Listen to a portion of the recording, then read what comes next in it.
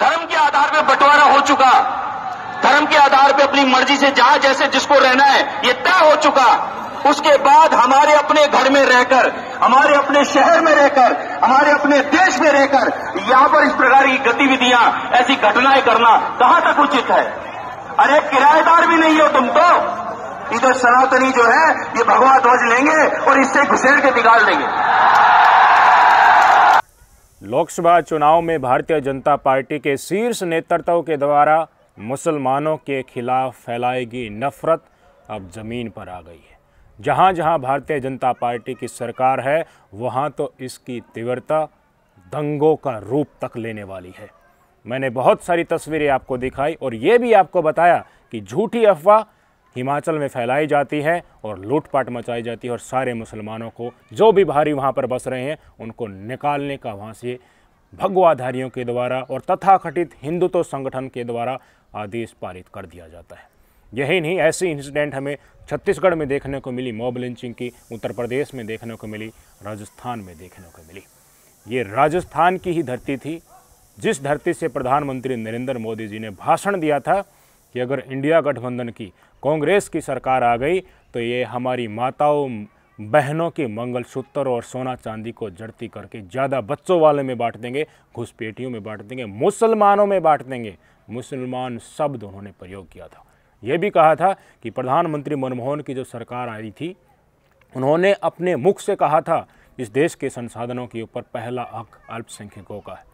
राजनीति में धर्म का इस्तेमाल करना उस समय पर तो उनको वोट बैंक के लिए जायज़ लगा, ध्रुवीकरण करना था, जल्द से जल्द माहौल हिंदुओं को डराकर अपने पक्ष में लेना था, लेकिन उसके नतीजे अब सामने निकल कर आ रहे हैं।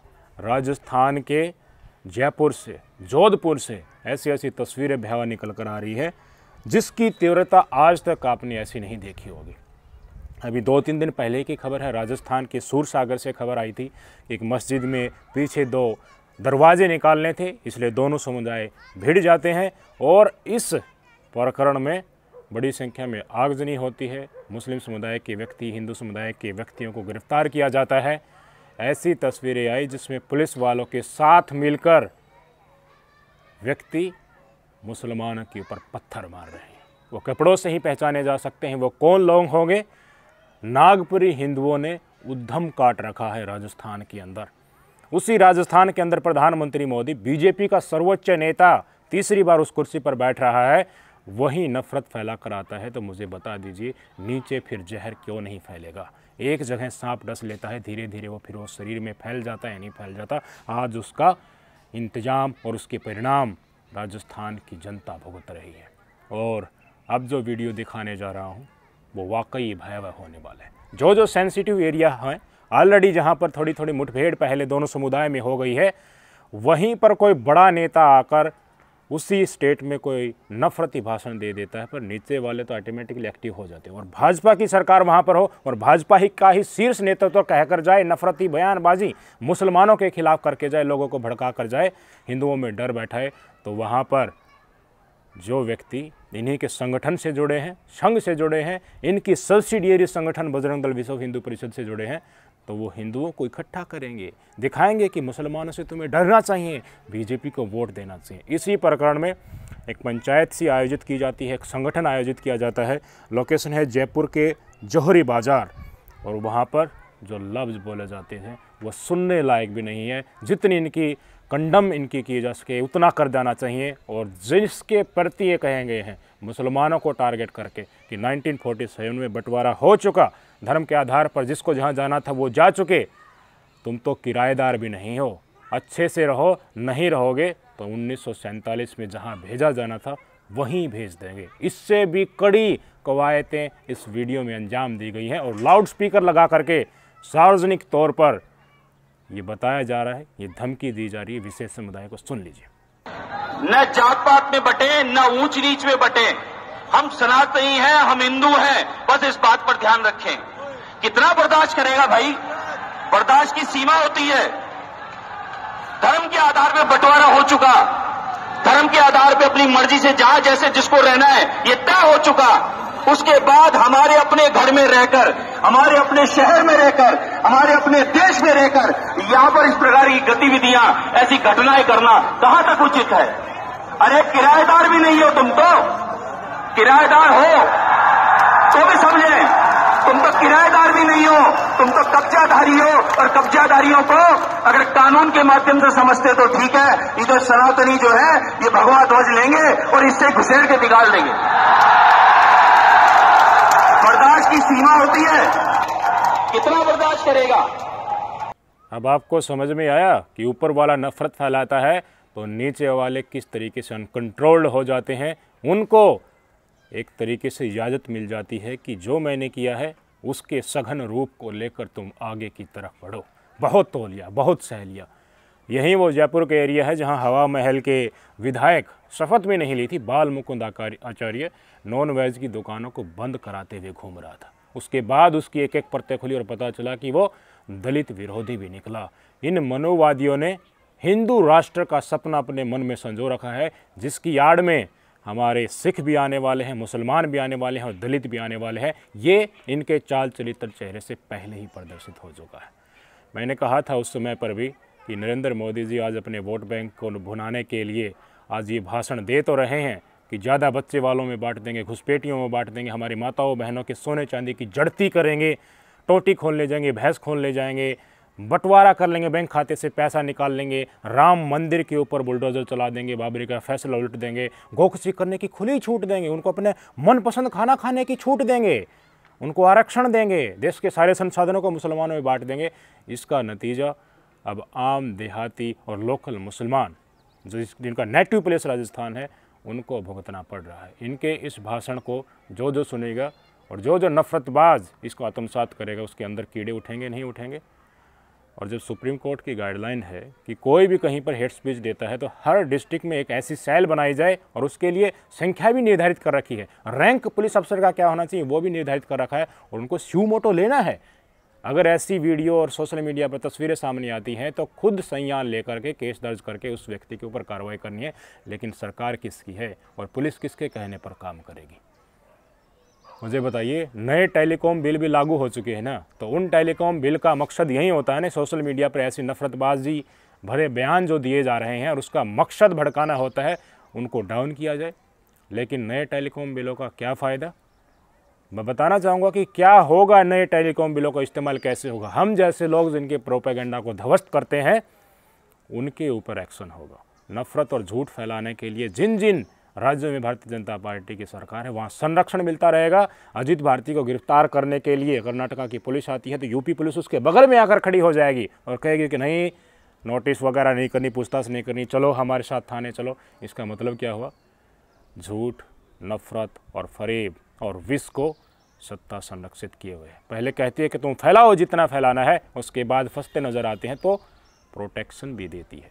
इसी के चलते अब एक ट्वीट दिखाना चाहूँगा सुदर्शन न्यूज़ के सुरेश चौहान का। भाई साहब, दिल्ली दंगे हुए थे 2020 में, बीबीसी ने उसके ऊपर एक डॉक्यूमेंट्री बनाई और सत्य घर घर जाकर लोगों से पूछकर डॉक्यूमेंट्री बनाई, वो वीडियो प्रसारित की और उसको डाउन कराने के लिए नए टेलीकॉम बिल के तहत ये भाई साहब सलाह दे रहा है भारत के सूचना प्रसारण मंत्रालय को। आप देख लीजिए डॉक्टर सुरेश चौहान ने क्या लिखा। नए प्रसारण मंत्री अश्विनी वैष्णव जी, आपसे आशा है बीबीसी जैसे विदेशी षड्यंत्रकारियों के झूठ फरेब को आप नियंत्रित करें। फरवरी 2020 में जो दिल्ली दंगे हुए थे उनके ऊपर डॉक्यूमेंट्री बनाकर प्रसारित की और कहा जा रहा है कि इनको हिसाब किताब करो। जिस तरीके से विदेशी पत्रकार जो होते थे, जो धरातल की सच्चाई दिखाते थे, उनको बाहर कर दिया गया, उनका वीज़ा रिन्यू नहीं किया गया। इसी तरह बीबीसी तो भारत में भी है और विदेश में भी है, लगभग काफ़ी देशों में मौजूद है, वहाँ की स्थानीय इकाई भी हैं। और दिल्ली दंगों में हिंदू भी मारे गए थे और मुसलमान भी मारे गए थे और किसके कहने पर दंगे भड़के थे, क्या क्या हेट स्पीच दी गई थी, वो आज तक इस देश की जनता की ध्यान में है। कौन है कपिल मिश्रा, कौन है परवेश वर्मा और गोली मारो ठाकुर का क्या क्या योगदान उसमें था, कहाँ से पत्थर चले थे, उसके बाद क्या रिएक्शन हुआ था, सब कुछ सुनियोजित था। और जब वो बार बार सामने आ रहा है तो उसको आत्मसात करने के बजाय सच्ची खबरें जो दिखा रहे हैं, इनकी प्रोपेगेंडा को जो बेनकाब कर रहे हैं, उन्हीं को डाउन करने के लिए, उन्हीं को सबक सिखाने के लिए षड्यंत्रकारी की संज्ञा देकर बाहर का रास्ता दिखाने के लिए कहा जा रहा है। ये तो इनके गोदी में जो बैठे हैं उस मीडिया का हाल है। और भी मीडिया चैनल, अमन चोपड़ा, समन चोपड़ा, तिहाड़ी जिस दिन नतीजे आ रहे थे 4 जून को, उसी समय पर सुधीर चौधरी जैसा व्यक्ति आज तक जैसे चैनल पर बैठ करके, जो अपने आप को सबसे बड़ा चैनल कहता है और सबसे बड़े एंकर का किताब अपने आप को दिखाने की कोशिश करता है, वो व्यक्ति स्वयं कह रहा था कि इस देश में हिंदुओं के वोट बढ़ गए लेकिन मुसलमानों ने एक मुश्त होकर इकट्ठा होकर वोट डाले, इसलिए भाजपा की ये हालत हो गई। धरातल के मुद्दे के ऊपर जनता परेशान है, उसको नहीं देखा। हाँ, उसमें हिंदू मुस्लिम कैसे देना है, भाजपा हार गई तो भी मुसलमानों के कारण हार गई। ये दिखाता है जितने लोगों तक बात पहुँचे सिर्फ नफरत पहुँचे, मुद्दों के ऊपर बात नहीं। और एक वीडियो और दिखाना चाहूँगा, वीडियो की भाषा समझ में नहीं आएगी क्योंकि हिमंता बिस्वा शर्मा जो असम के मुख्यमंत्री, उनकी लोकल भाषा है, उन्होंने जो स्टेटमेंट दिया है वो अगर आप आज जानोगे तो चौंक जाओगे कि हाँ, असली हवा तो नफ़रत की ये शिवम दे रहे हैं कि इनकी राज्यों में बहे, और जहाँ जहाँ ये जा रहे हैं इनका मैदान तैयार किया जाता है। वो क्यों किया जाता है, क्यों टी राजा सिंह को बुलाया जाता है दूसरी जगह प्रचार करने के लिए, क्यों हिमंता बिस्वा शर्मा को बुलाया जाता है, क्यों अमरावती से जो सांसद थी नवनीत राणा, वो 15 मिनट की जगह 15 सेकंड कह रही थी, मस्जिद की तरफ तीर कह रही थी, पाकिस्तान चले जाओ ये नारा दे रही थी, क्यों उनसे प्रचार किया जाता है, आपको समझ में आ जाएगा। आपकी स्क्रीन पर ट्वीट देखिए। हिमंता बिस्वा शर्मा ने लिखा कि मैं गर्व से कहता हूं कि असम में हिंदू समुदाय ने तुष्टीकरण की राजनीति नहीं की, हिंदुओं ने मेरिट पर वोट किया है, लेकिन एक विशेष समुदाय ने इस प्रकार की टैक्टिकल वोटिंग की है कि उनके क्षेत्र में चाहे जितनी भी विकास हो, पूरी समुदाय ने अपना 100% वोट कांग्रेस को दिया। कितना भी विकास हो, एक समुदाय ने, किस समुदाय की तरफ इनका इशारा है आप अच्छी तरीके से समझ सकते हैं। अब हिंदुओं को एकजुट करना है, उनके वोट को भुनाना है, तो उनके बारे में कह दिया कि उन्होंने तो मेरिट के ऊपर वोट दिया, उन्होंने तुष्टीकरण की राजनीति नहीं की। क्या फ़र्क पड़ेगा? एक संवैधानिक पद पर एक राज्य के मुख्यमंत्री इस तरह के बयानात दे रहे हैं, बोल कर बता रहे हैं, और सोशल मीडिया पर हिंदी में ट्रांसलेट करके स्वयं लिख रहे हैं ताकि असम के बाहर के लोग भी इसको समझ सके कि इसने बयान किया दिया डंके के चोट पर। कर लो, क्या बिगाड़ोगे? सुप्रीम कोर्ट भी यही है, ओपोजिशन भी यही है, और ओपोजिशन की जहाँ सरकार है वहाँ स्वयं नफरत की घटनाएं हो रही हैं, लेकिन सब चुप है। सबको डर लग रहा है कि मुसलमानों के पक्ष में बोले तो कहीं तुम्हारा वोट बैंक न कट जाए, और मुसलमानों का नुमाइंदा कोई सामने निकल कर आता है कि मुझे वोट दो, मैं तुम्हारे साथ हरदम खड़ा रहूँगा, नफरत फैलेगी, उस समय पर भी ट्वीट करूँगा। असदुद्दीन ओवैसी साहब ने किया ना, वो अलग अलग जगह पर जाकर अपने प्रतिनिधि उतारते हैं तो कहा जाता है ये तो वोट कटवा है। चंद्रशेखर रावण को मुसलमान जिता देंगे, बिहार से पप्पू यादव को जिता देंगे, लेकिन मुस्लिम समुदाय का कोई व्यक्ति स्वयं उतरकर मैदान में आता है तो उसको वोट कटवे की संज्ञा दी जाती है। और इसमें ये कांग्रेस वाले सबसे आगे रहते हैं, ये दिखाने के लिए कि देखिए ये वोट काटने के लिए असदुद्दीन ओवैसी ने उतारा है, ये तो बीजेपी की ही बी टीम है। आज मुझे बताइए, इतनी नफरत की घटनाएँ हो रही हैं, किसी ने उफ किया कि राजस्थान में ये क्या हो रहा है? कोई अपोजिशन का नेता धरने के ऊपर बैठा कि ये गलत हो रहे, इससे माहौल ख़राब हो जाएगा। असम के तो कुछ विधायक असम में कांग्रेस के भी तो हैं, इन्होंने कुछ किया, सेंट्रल लीडरशिप से कुछ आवाज़ आई, क्यों नहीं आ रही? आप समझ सकते हैं इसका कारण है। आज भी विपक्ष को लग रहा है कि हम मुसलमानों के पक्ष में आवाज़ उठाएंगे तो हिंदुओं के वोट कट जाएंगे, बीजेपी इसके ऊपर बड़ा माहौल बनाने की कोशिश करेगी। लेकिन सबसे पहले हमें ही समाज से ये दिखाना होगा, और जब जब चुनाव आगे आने वाले समय में आएंगे, कि हम तुष्टीकरण, हिंदू मुस्लिम की नफरत के ऊपर वोट डालने वाले नहीं हैं। अच्छे तरीके से दिखा दोगे, धरातल के मुद्दों के ऊपर राजनीति करके आप लोग सत्ताधीशों को, तानाशाहों को कुर्सी से उतार दोगे, उसी दिन कोई भी पार्टी उसके बाद सत्ता में आएगी या विपक्ष में रहेगी, वो धर्म की राजनीति और तुष्टीकरण और मुसलमानों की गिरफ्त उंगली करके नफरत फरोसना छोड़ ही देगी ऑटोमेटिकली, क्योंकि इससे कुछ रिजल्ट आने ही वाला नहीं है। इसलिए विपक्ष भी डर रहा है।